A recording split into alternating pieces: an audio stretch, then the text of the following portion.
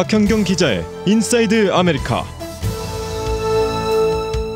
네, 박현경 기자. 네, 어서 안녕하십니까. 오십시오. 네, 오늘은 그리스 얘기 좀 하십시다. 네. 국가 부도 위기에 몰렸던 그리스가 드디어 오늘 국제 채권단의 구제 금융 체제에서 벗어났습니다. 자, 오늘 공식 탈출한 거죠, 그러니까? 네, 그렇습니다. 그리스 시간으로 현지 시간 새벽 0시를 기해서 이제 구제 금융 체제를 졸업했습니다. 8년 만이죠. 그리스는 유로그룹이 지난 6월에 그리스의 3차 구제금융 종료 방안의 최종 합의함에 따라서 이제 구제금융 시대에서 공식으로 벗어났는데요. 네. 유로존 구제기금인 유로안정화기구가 그리스는 2010년 초 이후 처음으로 자립할 수 있게 됐다라고 발표를 했고요. 네. 그리고 그리스 정부도 역시 그리스의 새로운 새벽이 왔다라면서 구제금융 졸업을 자축했습니다. 하지만 또 이렇다 할 뭐 축하 행사는 특별히 없이 좀 조용하게 지나가는 그런 분위기입니다. 예. 네. 자, 그리스가 구제 금융 체제에 들어간 게요. 8년 전입니다. 2010년이었죠. 그렇죠. 기억하시겠습니다만 당시에 그리스가 이제 국가 신용 등급이 떨어지면서 네. 시장 안에서 자체적으로 자금 조달이 어려워졌었습니다. 그래서 2010년 5월에 1차로 1,100억 유로의 구제 금융을 승인받았고요. 네. 이를 시작으로 해서 2012년, 2015년 등 세 차례에 걸쳐서 국제 채권단으로부터 총 2,890억 유로의 구제 금융을 수령했습니다. 세계 역사상 최대 규모였어요. 그렇게 구제 금융을 받아서 그리스는 파산 위기를 넘겼는데요. 대신에 채권단 요구에 따라서 강도 높은 구조 개혁과 혹독한 긴축 정책을 이행했죠. 그런데 이게 말처럼 쉽지 않았습니다. 긴축 피로감에 그리스 국민들은 지쳐갔고요. 결국 2015년 총선에서 긴축 정책 철폐를 천명한 급진 좌파연합의 승리를 안기면서 이제 구제금융체제는 중간에 자초 위기를 맞기도 했습니다. 네. 조건 재협상을 요구한 건데요. 근데 2015년 7월에 실시된 국민투표가 부결돼서 막상 그레시트가 눈앞으로 다가오니까 그리스 총리가 파국을 막기 위해서 채권단에 백기를 듭니다. 그러고서 더 혹독한 긴축 요구를 담은 3차 구제금융안을 받아들이죠. 그 후에 그리스 좌파 정부는 이제 국제채권단 요구대로 지난 3년간 450여 개 개혁안 또 긴축 정책을 착착 시행한 끝에 구제금융 졸업을 승인받은 것입니다. 네. 사실 그렇지 않습니까? 우리가 아는 그리스 그러면은 일 조금 하고 많이 놀고 쉬고 네.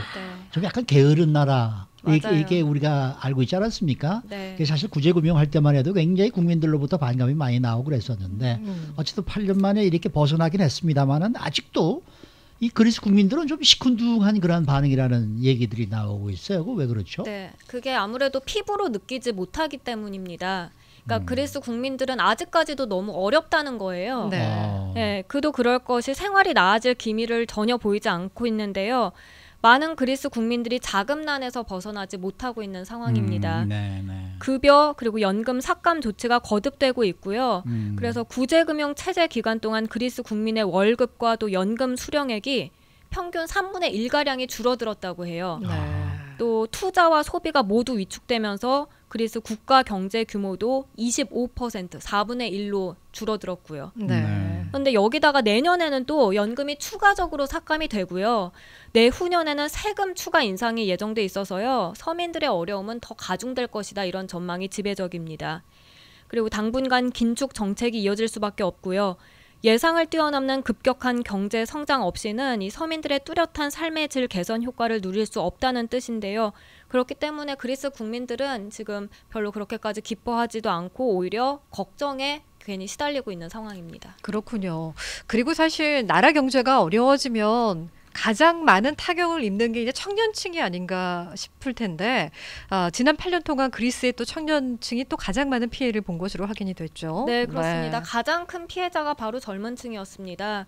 특히 일자리를 못 구해서 굉장히 어려움을 겪었는데요. 네. 그리스 실업률이 2013년에 27.5%에 달했는데 이 중 25살 이하 실업률은 58%였습니다.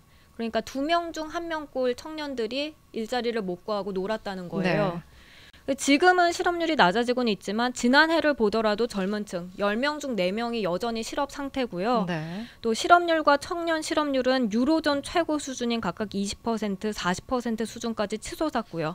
결국에는 일자리를 찾기 위해서 다른 나라로 이민까지 갔습니다.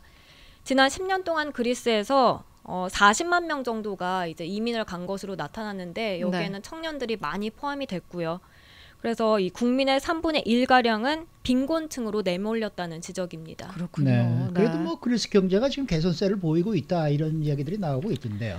네, 경제 지표를 보면 좀 좋은 부분도 분명히 있어요. 네네. 이 그리스는 2016년과 지난해 연속으로 국내 총생산 GDP의 4%에 육박하는 재정 흑자를 기록했습니다. 또 IMF가 그리스 GDP 성장률을 올해 2%, 내년 2.4%로 전망을 했고요. 근데 실업률도 지난 5월 이제 19.5%로 집계돼서 2011년 이후 처음으로 20%를 하회했는데요. 그러니까 고용 지표도 어떻게 보면 조금은 개선되는 기미를 보이고 있는 겁니다.